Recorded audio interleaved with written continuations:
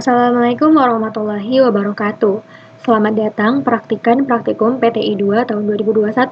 Pada praktikum kali ini, teman-teman akan melakukan praktikum di Laboratorium Sistem Produksi atau LC Pro dan Laboratorium Optimasi Sistem Industri dan Kualitas atau OSIDENK. Pada praktikum perancangan teknik industri 2 tahun ini, teman-teman akan dihadapkan pada studi kasus di PT PTI, di mana PT PTI merupakan perusahaan manufaktur yang baru berdiri pada tahun 2014 di Kota Cilegon, Banten. PT PTI merupakan perusahaan manufaktur yang bergerak di bidang produksi furniture inovatif. Pada tahun ini, PT PTI sendiri memiliki dua produk utama, yaitu Ayorek dan Bitable, di mana Ayorek dan Bitable telah diproduksi oleh PT PTI sejak tahun 2019 lalu. Ayorek merupakan produk inovasi rak serbaguna yang dapat menyimpan buku, map, dan sekaligus menyimpan PC. Sementara Bitable merupakan meja serbaguna yang merupakan meja belajar yang di bawahnya dilapisi oleh space yang dapat menyimpan alat-alat tulis. Sementara untuk memperluas market share serta untuk mengenalkan brand dari PT PTI, pihak manajemen PT PTI akhirnya memutuskan untuk memproduksi kembali produk inovasinya tahun 2020 lalu, yaitu Indodentable, yang merupakan produk inovasi yang dapat menyimpan aksesoris-aksesoris wanita. Sebagai perusahaan yang baru berdiri tahun 2014 lalu, untuk menekan biaya produksi, PT PTI melakukan produksi untuk produknya secara mandiri, baik itu melalui komponennya ataupun produk utama. Namun, jika terjadi kenaikan permintaan atau meningkatnya demand, maka PT PTI pun akan melakukan outsourcing di CVLC Pro pada keadaan tertentu.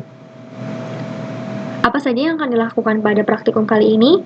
Teman-teman akan berprofesi sebagai PPIC atau Production Planning, Inventory, and Control, di mana PPIC PT PTI ini secara berurutan akan melakukan kegiatan-kegiatan, di antaranya yang pertama adalah forecasting. Forecasting merupakan bagian kegiatan peramalan yang dilakukan untuk memprediksi atau meramalkan berapa kira-kira permintaan yang akan diterima pada tahun 2021 ini berdasarkan data historis. Sementara setelah melakukan forecasting, PPIC bersama top management akan melakukan agregat planning, yaitu perencanaan agregat yang mana merupakan perencanaan jangka menengah untuk menentukan strategi apa yang akan diambil perusahaan dalam melakukan produksi di tahun 2021.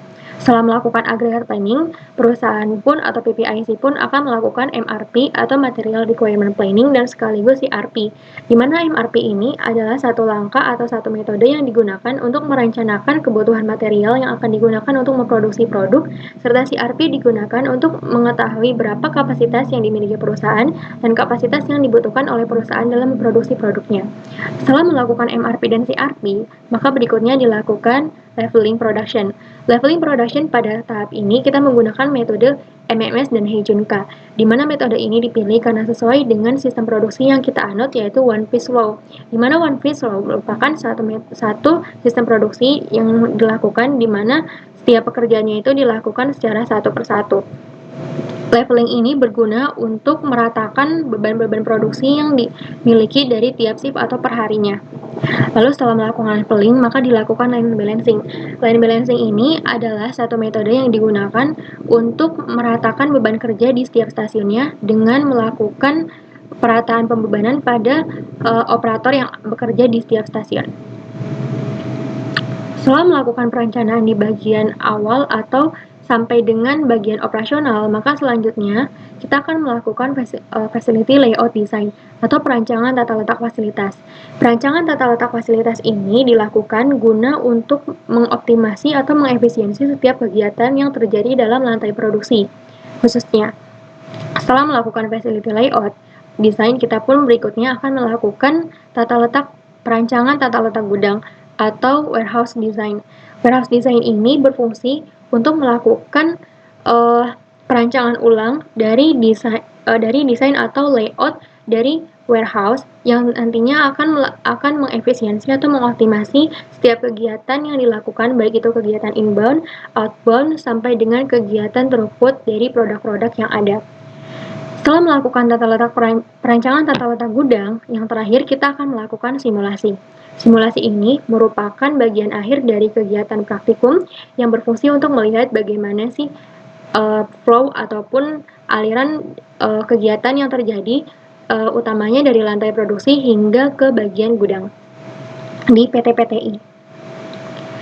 Itulah yang akan teman-teman laksanakan pada praktikum perancangan teknik industri 2 tahun 2021 ini. Jadi, semoga dalam video ini dapat menerangkan sedikit mengenai apa yang akan dilakukan ke depannya, dan semoga setiap kegiatan kita diberikan kelancaran. Tetap jaga kesehatan, tetap semangat, dan jangan lupa belajar. Sekian dari kami. Wassalamualaikum warahmatullahi wabarakatuh.